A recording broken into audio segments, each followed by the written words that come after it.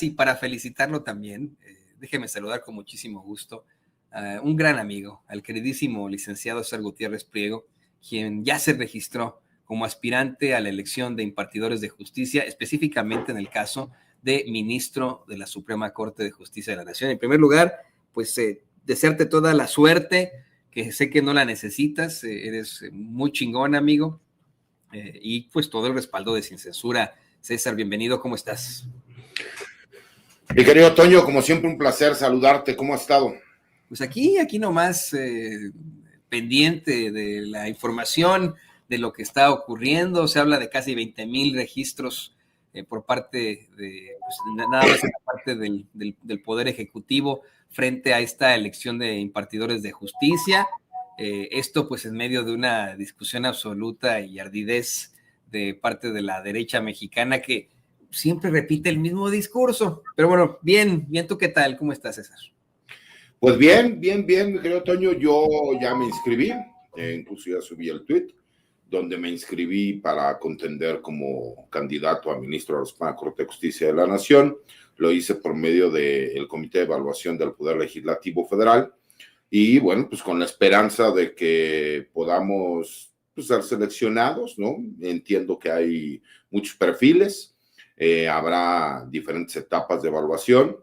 De aquí a mediados de diciembre nos enteraremos si la captura de documentos fue la correcta y posteriormente pues vendrá todas estas evaluaciones que se darán dependiendo de cada uno de los comités, en donde habrá entrevistas. Estas entrevistas incluso serán de carácter público y para mediados de febrero, bueno, más bien principios de febrero, ya conozcamos cuáles van a ser los perfiles. Depurados, obviamente, dependiendo del número de perfiles que existan, hay la posibilidad de ir a la insaculación por medio de tómbola y los que ya queden para febrero nos enteraremos quiénes serán los candidatos o seremos los candidatos. Cuéntanos, ¿cómo fue el proceso? Es algo que la gente quiere saber, desde la ultraderecha, desde los espacios de Chayusén Oresti, de Carlos Loret de Mola, el pseudoprista, los montajes de López Dóriga, etcétera, etcétera, etcétera. Se ha planteado que fue una situación muy fácil y que cualquiera podía entrar, pero tengo entendido que la razón por la cual se registran tan altos números casi hasta el final es debido a la cantidad impresionante de requisitos que se solicitaron para pues para ser aspirante al menos a ocupar esta candidatura. Cuéntanos un poco más de eso, César.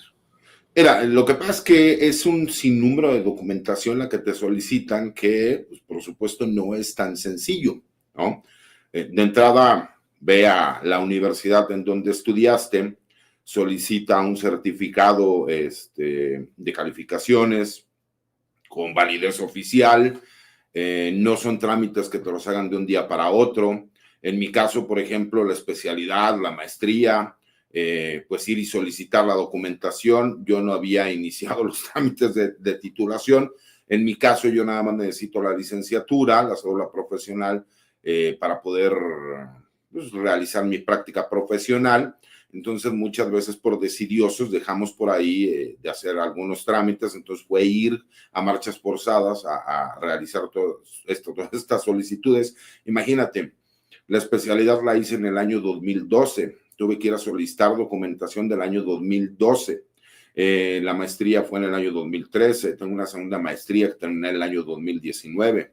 Los estudios en el extranjero, obviamente, pues tenía que solicitar el apostillamiento para que se pudieran hacer los trámites aquí en México, situación que no nos dio tiempo, pero que además no sirven para lo que se está solicitando porque tú tienes que cumplir con ciertos promedios en algunas materias en específico, dependiendo el puesto al cual quieras aspirar y que tienes que tener un mínimo de calificación de 9.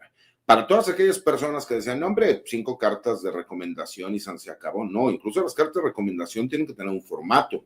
Ese formato no es nada más que tengan una carta de recomendación, sino que tienen que venir ciertos datos, mi querido Toño, en donde a la gente, incluso pues, el comité de evaluación pueda hacerles una llamada telefónica, mandarles un correo electrónico para verificar que efectivamente ellos fueron quienes signaron la carta.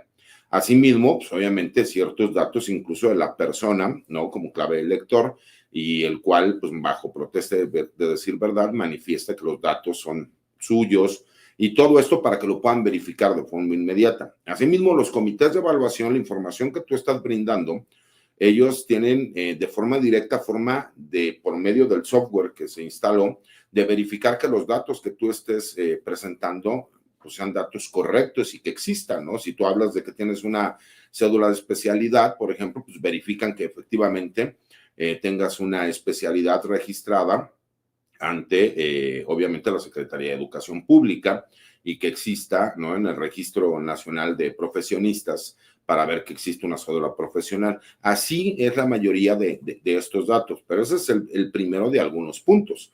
Tienes que, aquí tengo incluso, ¿no?, tienes que tener copia del INE, ¿no? Algunos, por ejemplo, en mi caso, yo incluso la certifiqué para que no hubiera problema, copia de la cédula profesional, copia certificada de la constancia de estudios, aquellos documentos que acreditan la personalidad jurídica profesional. En mi caso, hay algunos asuntos que cuando fue la pandemia pues, se llevaron de forma digital y que obviamente cuenta con los registros digitales de las notificaciones que te hacen, en algunas como defensor y en otras como asesor jurídico. Entonces, pues agregar estos documentos para poderlo demostrar. Como nada más había posibilidad de subir algún documento, bueno, pues en mi caso yo tenía también las facturaciones que hago desde hace más de 18 años, como pues, obviamente practicante del derecho, mi registro nacional de profesionistas a nivel federal, el registro que tenemos todos los profesionistas del derecho en la Ciudad de México, en el Estado de México, en el Estado de Morelos, dependiendo de los estados de la República donde nosotros vayamos y postulemos, que litiguemos, ¿no? En mi caso yo que soy 100% litigante, nunca he trabajado en el gobierno, entonces pues obviamente el poder demostrarlo, que tienes más de 5 años de antigüedad. Fíjate, la constancia de residencia, en mi caso, entonces me tuve que ir al municipio a solicitar que me dieran mi carta, mi constancia de residencia, se tardan entre 24 y 48 horas para otorgártela, pero fueron trámites que obviamente cuando tú vas pidiendo la información, pues sí es un cúmulo grande de documentos que además tienes que digitalizarlos y posteriormente tienes que subirlos, ¿no? Carta bajo protesta de decir verdad, que los documentos que tú estás dando, que la información que tú estás dando no solo es verídica. ¿Por qué? Porque pues, aquellas personas que a lo mejor si hubieran información falsa, pues estarían incurriendo en un delito. Carta bajo protesta de decir verdad, carta de buena reputación, ¿no? Yo considero tener buena reputación, o por lo menos soy incalumniable, ¿no? Como lo he dicho, lo que dijeran de mí es cierto. Entonces creo no tener mayor problema. Un ensayo de 3 cuartillas con la justificación de motivos para fortalecer el sistema de impartición de justicia y por qué crees tú tener las herramientas necesarias para el cargo que quieres aspirar a postularte, ¿no? Y ahí tienes que cumplir con ciertas características que tienen que ser un tipo de letra, un tipo de tamaño, un tipo de interlineado. O sea, son pequeños detalles, pero que si no cumples, desde ahí quedas descalificado, ¿no? Las famosas 5 cartas de referencia, las cuales, como te decía, tiene que venir con cierto formato, las tienes que digitalizar también, tienes que subirlas al portal. En mi caso, tuve la fortuna de que me dieran más de 42 cartas de referencia y tuve que escoger 5 para poderlas subir, ¿no? Y una semblanza curricular, un currículum, todo igual digitalizado para poderlo subir y que se tuviera toda esa información. A grosso modo, si no mal recuerdo, me parece que esa es toda la información que se tenía que subir. Después vino la problemática de que a lo mejor una persona como yo, que no es especialista en cuestiones de computación, pues la complicación de que los documentos fueran muy pesados, saber cómo hacerlo, tuve que pedir que me apoyaran, me asesoraran. La verdad es que cuando ya tienes la documentación, a lo mejor el registro puede ser rápido. El problema es que vas checando la información, vas digitalizándola, subes la documentación, te das cuenta que hay un problema con la información que estás subiendo porque es demasiado pesado el archivo. Entonces tienes que pedir a las personas que saben un poco de esto que te apoyen y que te ayuden. Y en el caso, ese fue en el portal del legislativo, que es en donde yo me inscribí. Y estaba el portal también del Ejecutivo Federal, en donde de inicio, también tienes que presentar el CURP, acta de nacimiento, certificada, una serie de requisitos. Y en el de presidencia, para ingresar tenías que meter los datos de tu CURP, ¿no? con eso se iniciaba el trámite y es casi la misma documentación, nada más que en la carta de residencia te aceptaban el que tú presentaras el INE si no tenía la carta de residencia. A grosso modo, eso es más o menos.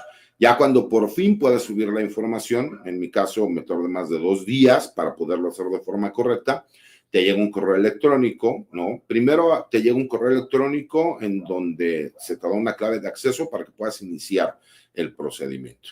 Y posteriormente, cuando ya concluyes el cuestionario y la carga de documentos, te llega un segundo correo en donde te dicen que por lo menos esa primera etapa de inscripción ya la cumpliste y que ahora será parte de evaluación, quienes revisarán que efectivamente la documentación que tú hayas presentado sea la que se solicitó en la convocatoria y entonces sí ya puedas pasar a la siguiente etapa, que sería una tercera etapa, en donde van a evaluar, de acuerdo a los porcentajes, ¿no?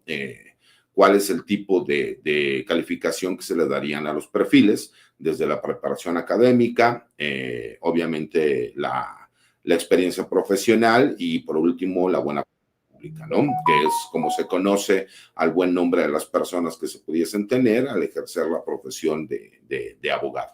Y a grosso modo, mi querido Toño, eso es parte del proceso de cómo se lleva a cabo para la inscripción en cualquiera de las modalidades que estuvieras buscando, ya sea ser juez, magistrado o ministro.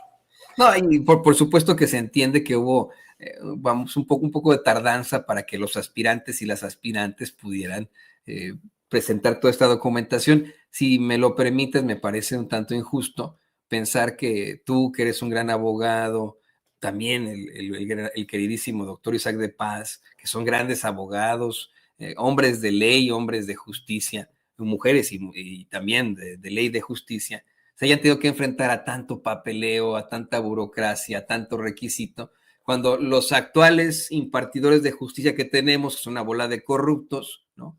La gran mayoría tuvieron el pase automático y muchos de ellos ni siquiera quisieron entrarle a los catorrazos. Muchos de ellos dijeron, bueno, pues yo ya me retiro, ya me voy con mi lana, como lo hizo el famoso juez Gómez Fierro, el magistrado Gómez Fierro. Y bueno, yo te quiero preguntar, ¿qué le vas a decir tú al público de Sin Censura? ¿Y qué le vas a decir a los mexicanos y mexicanas con tal de convencerlos de que eres el mejor candidato para ocupar ese puesto, el puesto de ministro de la Suprema Corte de Justicia de la Nación? Te lo pregunto porque te vas a enfrentar a distintos públicos. No solamente te invitamos aquí a Sin Censura, donde eres pues parte de nuestros pilares, miembro absoluto de este gran equipo de Sin Censura, sino que constantemente te invitan a otros espacios ahí en Televisa, en Milenio, en Grupo Imagen, te invitan también ahí a Radio Fórmula. ¿Cuál es el mensaje? ¿Cómo buscas convencer tú al mexicano y a la mexicana de que eres el candidato idóneo para ocupar ese puesto en la Suprema Corte de Justicia de la Nación, César? Mira, Toño, yo no sé, y te lo digo con mucha franqueza, no dudo que existan perfiles mejores preparados que el mío, por lo menos en papel, ¿no? Que es a lo que voy. Hay gente que a lo mejor ha dedicado su vida al estudio, pero lo que sí les puedo decir es que durante más de 20 años de experiencia que tengo como abogado litigante, postulo en materia penal, y que me he dedicado a la defensa no solo de personal militar, sino de personal policíaco, de personas de la sociedad, de asociaciones civiles, ¿no? También de empresas particulares. Me han pasado ciertas situaciones que me parece que todos las hemos vivido, pero yo en lo personal viví una situación muy particular que la he platicado con ustedes y que es un hecho público, ¿no? La situación de mi señor padre, en donde yo en carne propia tuve que vivir las injusticias de un gobierno autoritario, que tuve que vivir las injusticias del Poder Judicial, en donde, pues, en vez de aplicar la justicia, lo que hicieron fue tomar parte en un hecho de carácter político, pues para destruir y despedazar a una persona. Y creo que hay miles, si no es que millones de mexicanos que se pueden identificar con este reclamo. Mi promesa, mi querido Toño, es muy sencilla. Yo sí les prometo que no me voy a voltear para cuando yo vea una injusticia. Yo sí les prometo que voy a atender a la gente de forma personal. Me parece que lo importante de esta reforma constitucional y el hecho de que podamos elegir a los que van a ser los juzgadores federales de nuestro país y posteriormente a los juzgadores locales, es el hecho de que vamos a conocer a las personas y de que sí vamos a poder llegar y exigirles el hecho de que nosotros les dimos el voto. ¿Para qué? Pues para que la gente realmente pueda reaccionar y pueda solicitar justicia en este país. Es increíble y me parece que todas las personas que han tenido la mala fortuna de tener que llegar a un juzgado por tener un problema de carácter legal, se dan cuenta que es imposible hablar con los jueces y los pocos jueces que te lo llegan a conceder están con reloj en mano y haciéndote caras como de ¿por qué me tiene que molestar? ¿No? Cuando me parece que lo más importante es esa cercanía que tiene que existir con la sociedad. Y también reconocer algo, mi querido Toño, yo tengo mucho respeto por aquellos jueces que son honestos, que son honorables, que hacen su trabajo con dignidad y que aplican la justicia sobre la legalidad. Y mucha gente me dice, en una sociedad no puedes aplicar la legalidad sobre la justicia. Yo que en esencia soy penalista, me parece que la justicia tiene que ser muchísimo más importante que la legalidad, en mi caso particular y personal. Pero asimismo soy de las personas, mi querido Toño, que considero que justicia, ¿no? Que no es pronta y expedita, no es justicia. No podemos seguir viendo casos, ¿no? Como el de Israel Vallarta, que tengan cerca de 20 años, ¿no? Que siguen estando procesados y que no hay una sentencia. Para bien o para mal, con todo y que se ha demostrado que fue un montaje, que hubo tortura, que una coacusada, ¿no? Como esta ciudadana francesa que ya salió en libertad desde hace muchos años, por el hecho de que hubo apoyo por parte del gobierno de Francia, nosotros sigamos viendo a una persona que sigue pagando por lo que todos conocimos y supimos, ¿no? Que fue un montaje. ¿Cómo es posible? Y ahí es donde viene el reclamo para todos estos jueces, magistrados o ministros que no son tan honorables como los que sí mencioné en un principio y por los cuales sí siento respeto, que sí aplican, ¿no? Todas estas violaciones a los derechos humanos y al debido proceso cuando son perfiles, ¿no? Altos perfiles, ya sea de grupos criminales, empresariales, delitos de cuello blanco, políticos, pero para con el ciudadano de a pie no sucede. ¿Y por qué hay tantas recomendaciones, ¿no? De resoluciones de la Comisión Interamericana de los Derechos Humanos, derivado de las sentencias de la Corte Interamericana de los Derechos Humanos por violaciones a un gran número de la población en nuestro país de origen indígena, en donde no se le respetaron los derechos humanos, los derechos procesales y que terminaron sentenciando a personas que ni siquiera sabían por qué estaban siendo procesadas? Me parece que eso es lo más importante, mi querido Toño, que toda aquella persona que ha sufrido una injusticia tenga la oportunidad de que un ministro de la Corte los va a escuchar de forma directa. Lo bueno de esta reforma, mi querido Toño, es que por primera vez en la historia de nuestro país vimos a jueces, magistrados y ministros salir a las calles, a las redes sociales, a los medios de comunicación, a compartir y hablar con la gente. Me parece que deberíamos de empezar por el hecho de que no se les tendría que llamar su señoría, sino que tendríamos que ser muchísimo más accesibles para con la sociedad y para con los litigantes, para con las personas que están con un problema de carácter legal, escuchar de forma directa a la gente y no nada más quedarnos con lo que dice el papel, porque el papel no muestra lo que está viviendo el ciudadano todos los días. Creo que si nosotros realmente tuviéramos la intención de cambiar y cambiarlo para bien, teniendo un compromiso, creo que con eso le daríamos una gran certeza jurídica, no solo al país, sino a toda la ciudadanía, mi querido Toño. Sí, exactamente, hace falta esa cercanía. Te soy perfectamente honesto, César, y querido público consentido, no sé si deba yo incluso confesar esto, pero yo honestamente siempre me siento intimidado por la figura de un impartidor de justicia, ya sea juez, magistrado o ministro, por la tradición de la que hablas y que ocurre desafortunadamente, la mala tradición de nuestro poder judicial. Personas a las que hemos concebido como pues funcionarios con todo el poder que tienen en sus manos, vamos, la decisión sobre la vida de una persona de un momento para otro. A mí siempre me ha intimidado la figura del impartidor de justicia, siempre, ¿no? Decir, oh, es que este cuate es un juez, ni te metas con él, no voy a hacerla de malas, son gente con muchas influencias, con mucho poder y que efectivamente puede acabar con tu vida y porque desafortunadamente así es como lo han actuado durante pues todo este tiempo que hemos sufrido al Poder Judicial en México, ¿no? En cuanto a la corrupción que se estableció desde que toma el poder el Partido Revolucionario Institucional, ¿no? Todas estas estructuras. Y tienes toda la razón, necesitamos a alguien en quien sí podamos confiar, alguien que no nos va a causar alguna preocupación, que no nos apantalle, por decirlo así, nos intimide, nos dé miedo, alguien a quien nos podamos acercar como el juez, que sabemos que va a determinar con justicia, en el que podemos o en la que podemos confiar. Por eso es que, en la opinión de este servidor, bueno, un gran aspirante y el candidato idóneo para ocupar un puesto de ministro en la Suprema Corte de Justicia de la Nación es el licenciado César Gutiérrez Priego. Ahora bien, antes de que nos vayamos, César, fíjate que hoy en la mañanera se mencionó un caso muy fuerte y muy importante que creo que también a ti te ha causado mucho interés, y es el de este equipo de fútbol americano de jóvenes, de muchachitos que buscan pues llegar a competir en Las Vegas, Nevada. No sé si quien nos quieras platicar algo al respecto de esto. Mira, claro que sí, Toño. La realidad es, creo que la gente lo sabe, yo soy un apasionado del fútbol americano. Es el deporte que más me gusta a mí, porque además fue el deporte que me dio la oportunidad de poder estudiar una carrera gracias a una beca deportiva que me dieron en aquel momento el coach Guillermo Villalpando, que lo conocemos como Colio, y el coach César Martínez, que lo conocemos como el Negro.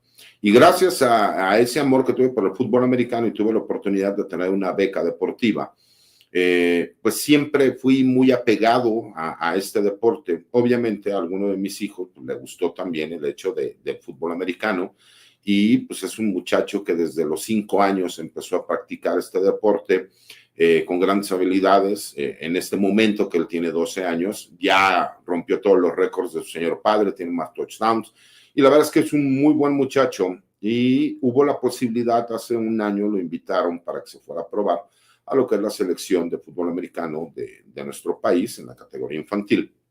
Y obviamente mi hijo fue. Cuando llegó mi hijo, pues tuvo que luchar pues contra veteranos que ya tenían ese puesto. Él juega en la posición de quarterback. Y la verdad es que le echó muchas ganas, fue saliendo adelante. En ese inter se nos venció la visa de mi hijo para poder ir a los Estados Unidos. Nos habían dado una visa por 2 años, si no mal recuerdo. Y cuando nosotros íbamos a iniciar el trámite, el personal de la selección nos dijo que no nos preocupáramos, que ellos podían hacer la gestión, porque pues todos los años lo hacían, y como van representando al país, no tenían mayor problema, y siempre les habían otorgado las visas, salvo cuando fue la época del COVID, porque se cerró la frontera, por así decirlo. Entonces, pues nosotros nos confiamos a que iba a darse esta situación, que no íbamos a tener mayor problema. Tuvimos que tener una dinámica familiar complicada, porque él tiene que entrenar todos los fines de semana, y además entre semana pues él entrena con su equipo todos los fines de semana. Pues obviamente yo, que soy padre divorciado, aunque tengo una muy buena relación con mi ex esposa y con su actual esposo, pues nos pusimos de acuerdo para que mi hijo pudiera ir a entrenar los sábados y domingos, yo recogerlo el domingo después de entrenar, pasar a lo mejor menos tiempo con él, pero siempre pues tratando de apoyar este sueño. Lamentablemente, nosotros el fin de semana antepasado, no este que acaba de pasar, sino el anterior, fuimos a la entrega de jerseys, que es la foto que están mostrando, la entrega del equipo, ¿no?, que iban a llevar, todos con la ilusión, ¿no?, de que pudieran participar representando a nuestro país. Ellos juegan este torneo representando a México contra el equipo de los Estados Unidos y de Canadá. Me parece que algunas veces también ha ido el equipo de Japón, y que, pues, obviamente siempre con la intención, pues, de poder desarrollar el deporte. Lamentablemente, nos avisan de un día para otro, me parece que fue el miércoles o el jueves de la semana pasada, nos avisan que lamentablemente no iban a poder ir 38 niños, que no se pudo hacer la gestión para sacar la visa. Obviamente, en nuestra desesperación, la mamá de mi hijo, el esposo de mi ex esposa, pues solamente se organizaron con un grupo de padres de familia para checar esta situación, me pidieron el apoyo, le dije, pues obviamente que voy a apoyar, es mi hijo quien está también sufriendo esta situación, y son varias categorías, ¿no?, las que van a representar a México en los Estados Unidos.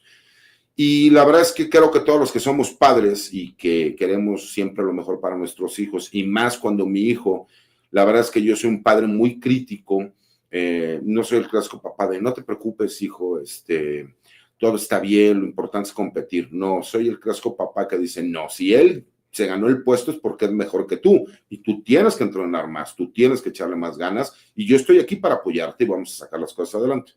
Cuando tú ves que él se gana ese puesto, que le gana a jugadores veteranos, que los mismos jugadores veteranos lo reconocen y le respetan, ¿no? El esfuerzo que hizo y que su sueño no se va a poder ver cristalizado, mi querido Toño, por una cuestión de carácter administrativo, ya sea de nosotros como padres, porque a lo mejor no debimos habernos confiado a lo que nos dijo los representantes de la selección o por el mismo personal de la selección que no hizo el trámite en su momento, pues me parece que la parte de echar culpas ya pasó.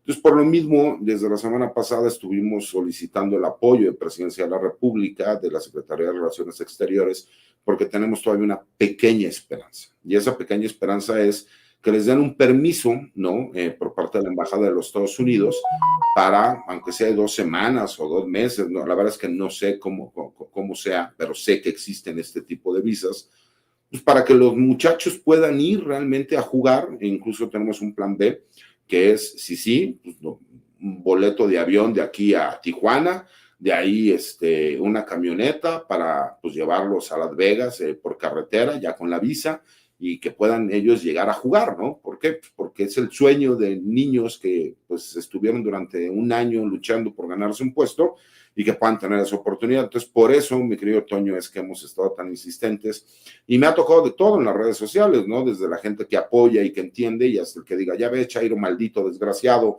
tu hijo no tiene visa por ser un pinche comunista. Pues sí, si mi hijo no va a tener visa por ser yo rojillo de pensamiento y apoyar al gobierno de la Cuarta Transformación, pues ni modo, tendrá que jugar fútbol americano en México mi hijo, pero me parece, ¿no? Y creo, mi querido Toño, que por eso yo aspiro a ser ministro de la Suprema Corte, porque yo quiero que no pase con mis hijos lo que pasó conmigo, que les echen culpas, ¿no? Que tengan que ver con sus padres, cuando yo ya he explicado muchísimas veces qué es lo que sucedió con mi señor padre y la traición que hubo por parte incluso de un presidente de la República.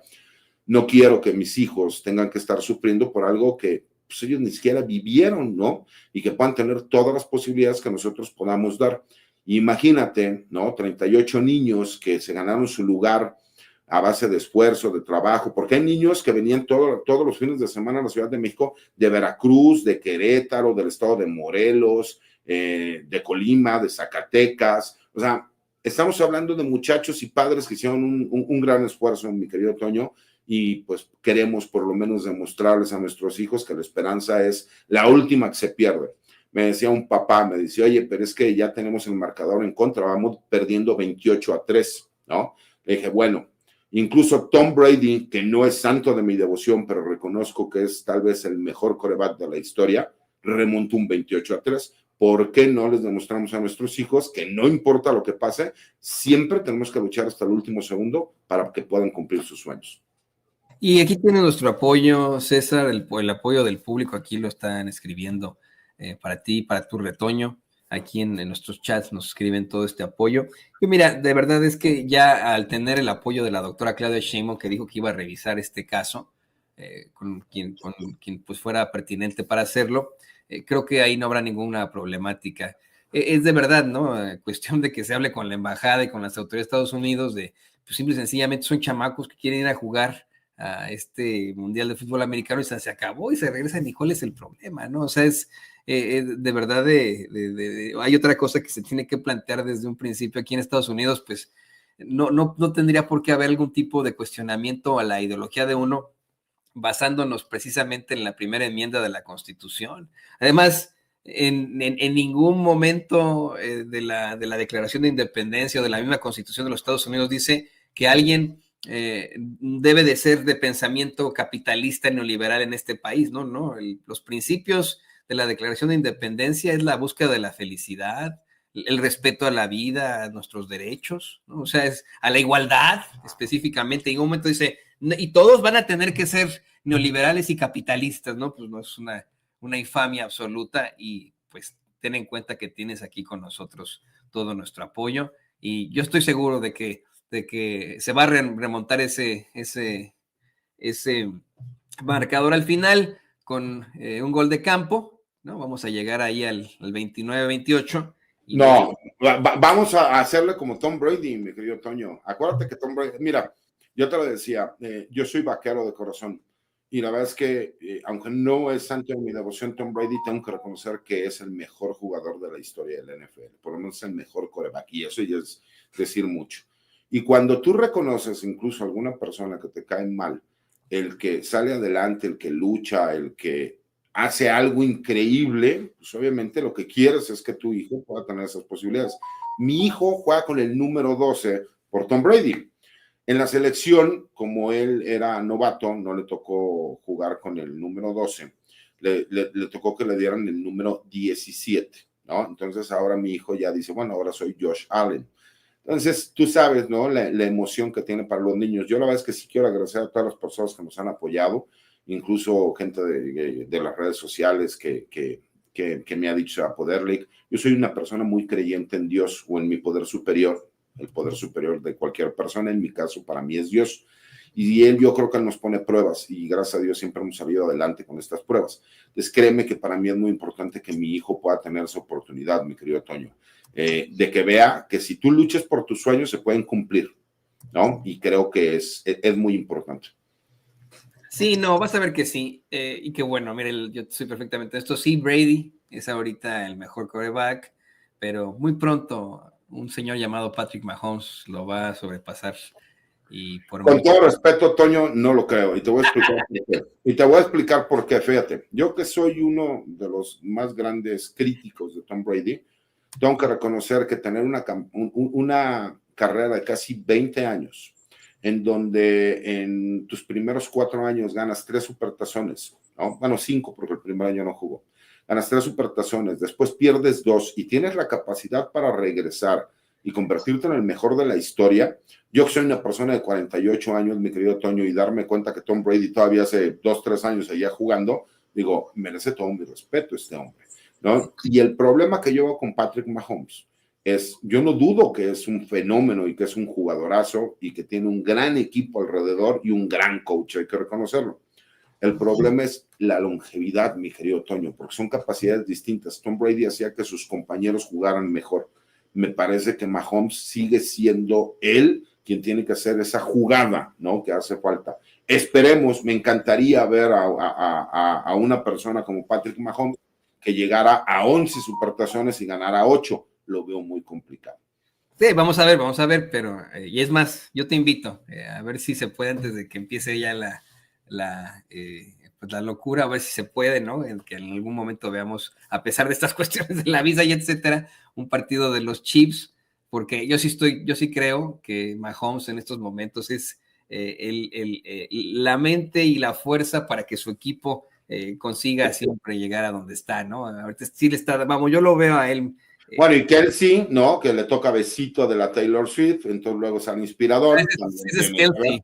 ¿No? Kelsey, Pacheco, que es un jugadorazo. sí, No, me encanta el fútbol americano, mi querido Toño. No me sé ni siquiera bien el nombre de los jugadores del Cruz Azul, que soy súper fan, pero del fútbol americano sí. Creo que me sé la mayoría de los equipos, los jugadores notables. No, lo bueno esto es que, por ejemplo, Mahomes se ha mantenido, sí, a raya de la política, a pesar de que él constantemente apoya muchísimas de las fundaciones en pro de los jóvenes de escasos recursos aquí en Kansas City. Oye, Toño, fíjate, su esposa es trompista, ¿no? Su esposa es la dueña decías, de Current. ¿Qué es lo que yo le podría decir a la gente para que votaran por mí?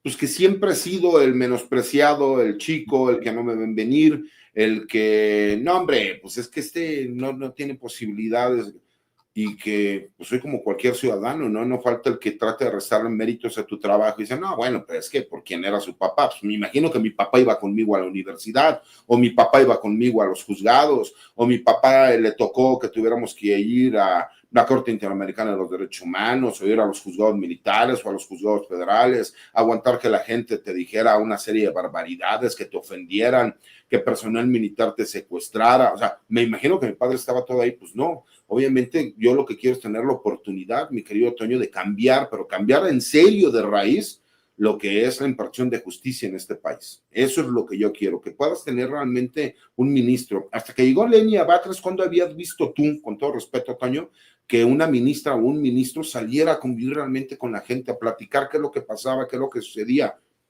O sea, simple y sencillamente ellos se creían de otro nivel completamente. Si los jueces, como tú lo decías, mi querido Toño, ¿no? Como te digo, hay grandes jueces que merecen todo mi respeto, aquellos que sí son honestos, aquellos que son valientes, aquellos que son justos. El problema es que hay un grupo importante de jueces, magistrados y ministros que son unos corruptos que siempre apoyan, ¿no?, a ciertos personajes y grupos por intereses personales. Esos son los que no queremos nunca volver a tener. Pero eso, nada más tener la oportunidad, mi querido Toño, de cambiar las cosas. Todas aquellas personas que hemos tenido que pasar por una injusticia en la vida, tener la posibilidad después de cambiarlo, bueno, yo creo que eso lo agradecería todos los días de mi vida y vería, ¿no?, cuál es la diferencia entre las personas que sí tenemos ganas de hacer las cosas. Y me parece que también sería un triunfo para los que somos abogados litigantes en este país. Mucha gente piensa que los méritos son única y exclusivamente por haber trabajado en el gobierno o por trabajar en el Poder Judicial. Me parece que no. Me parece que también los que vamos y tenemos que gastar suela del zapato todos los días, ir a la agencia del Ministerio Público, ir a los juzgados y tener que fajarnos en audiencias contra 15 ministerios públicos, ¿no? Y que aquí estamos 2 abogados bien aferrados defendiendo los intereses de nuestros clientes, pues también merecemos reconocimiento y tenemos el mérito como para poder hacerlo. Entonces, si la gente cree que yo tengo cualquier posibilidad, pues que me apoyen. Y si no, que busquen un mejor perfil y créanme que si no soy yo candidato, apoyaremos al mejor perfil para que sea la continuidad de la Cuarta Transformación. Porque si no si nos descuidamos, mi querido Toño, perfiles como el de Roberto Gil, que son ultraderechistas, que sería revivir al calderonato, pueden colarse, mi querido Toño, y tienen los votos para meter 2, 3 ministros. Imagínate hacer una reforma para que ellos terminen siendo ministros de la Suprema Corte, pues sería una locura, ¿no? Y yo creo que la peor debilidad de los adversarios del licenciado César Gutiérrez Priego es subestimarlo. Y se la van a Pérez Prado con eso. Que no, con todo y orquesta, dijeran por ahí, mi querido Toño, con todo y orquesta. Con todo y orquesta. Pues querido César, ya sabes que aquí tienes el apoyo de Sin Censura, de su público, que ya te llama ministro. En los chats tú lo puedes ver. Público conocedor, chinga. Público conocedor.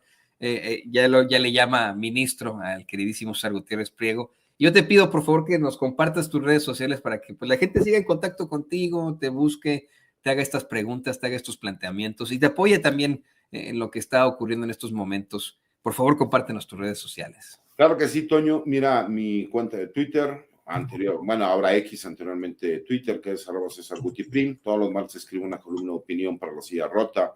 Tengo una página de YouTube en donde, pues en algunas ocasiones subo algunas videocolumnas y obviamente en los espacios libres como El Viento, como en Sin Censura, hoy especialmente el lunes, pero que todos los martes estamos en la mesa de seguridad, ¿no? Con 2 grandes compañeros, maestros en el tema, con Paco y con Pepe, y obviamente, pues agradecerte, mi querido Toño, le envío un fuerte abrazo a tu señor padre y decirle que seguimos en la apuesta.